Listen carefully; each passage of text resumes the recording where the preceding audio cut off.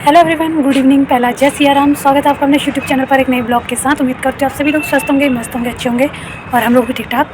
So guys, आज की जो ब्लॉगिंग है वो कर रही हूँ मैं अभी 4 बजे से स्टार्ट और आज है 6 तारीख। आज मेरे भाव को, मेरे देवांश को 22 दिन कंप्लीट हो चुके हैं, इसीलिए ये पिठा वगैरह भी हमने लगा रखा है। सुबह से अब जाके मैं ब्लॉग स्टार्ट कर रही हूँ। कहाँ मैं सोच रही थी आज मैं अच्छा खासा ब्लॉग बनाऊँगी, लेकिन आज तो बिल्कुल ही टाइम का हो गया क्योंकि ताई जी भी हॉस्पिटल गए हुए हैं। वो भी वहाँ आज एडमिट हो चुके हैं। पिछली बार उनका एक वो हुआ सर्जरी हुई थी, आप लोगों ने देखा ही था ब्लॉग में।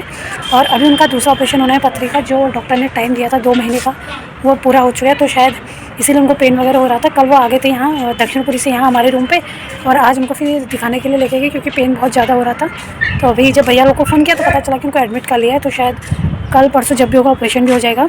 और साथ ही में आज 6 तारीख है, तो कितने लोगों को याद होगा, कितनों को नहीं भी होगा, आज है हमारी एनिवर्सरी भी।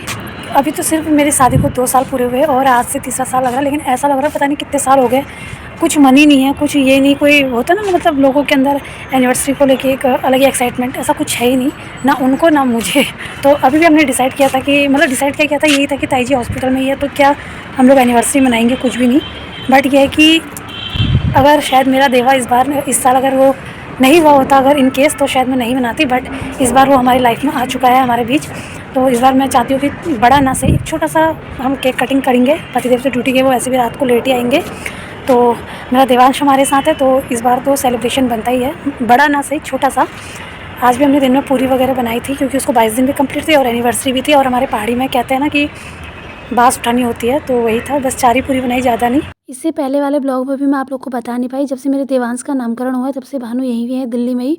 पहले अभी तक वो मेहरुली दीदी के साथ थी और अभी कल ही वो यहाँ आई है। तो अभी मैं और भानु जा रहे हैं मार्केट एक केक लेने के लिए। केक वगैरह लेने के लिए ज़्यादा दूर जाना नहीं पड़ता हमें, क्योंकि घर के बाहर से ही हमें केक वगैरह मिल जाता है। और अभी मेरा देवांश इतना छोटा है कि मैं उसे ज़्यादा देर के लिए छोड़ के जा नहीं सकती। तो केक लेने के लिए जब हम गए, मैक्सिमम ज़्यादा से ज़्यादा मैं बस आधा घंटा लगा। केक लेने के साथ साथ मुझे अपने देवांश के लिए लेनी थी अंदर से इनर वगैरह जो थोड़ी सॉफ्ट हो। तो उससे पहले हम गए थे ये कपड़ों की दुकान पे, लेकिन मिले नहीं वो हमें। उसके बाद हम आए केक वाले अपनी बेकरी शॉप में, लेकिन यहाँ पे भी कुछ आइडिया मुझे आ नहीं रहा था कि कैसा केक लेके जाऊँ करके। और सही बताऊँ, मुझे केक का ना कुछ आइडिया इतना रहता नहीं, क्योंकि मैं केक वगैरह ज़्यादा खाती भी नहीं हूँ। तो यहाँ पे सारे ऐसे राउंड शेप में थे, लेकिन मैं चाहती थी कि पतिदेव के लिए आज मैं हार्ट शेप में लेके जाऊँ, लेकिन केक यहाँ पे हार्ट शेप में थे नहीं।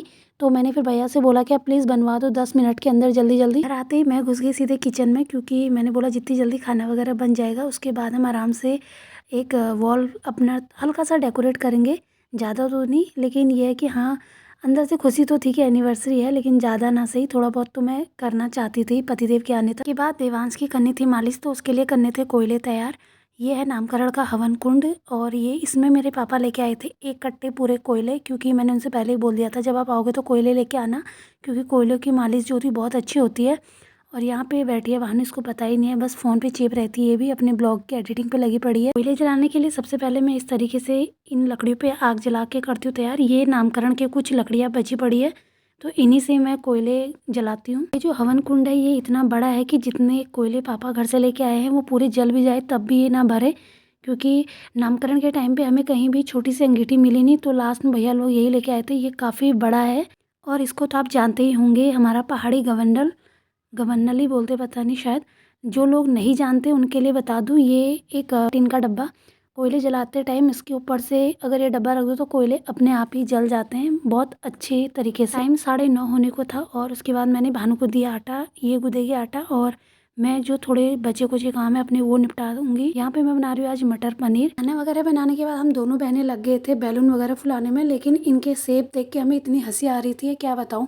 जो हार्ट शेप था वो ऐसा लग रहा था जैसे कि फ़िश हो, और मैं गिनती से कुल 4 बैलूनें लेके आई थी, क्योंकि हमें ज़्यादा डेकोरेट तो करना नहीं था। Happy anniversary. Congratulations.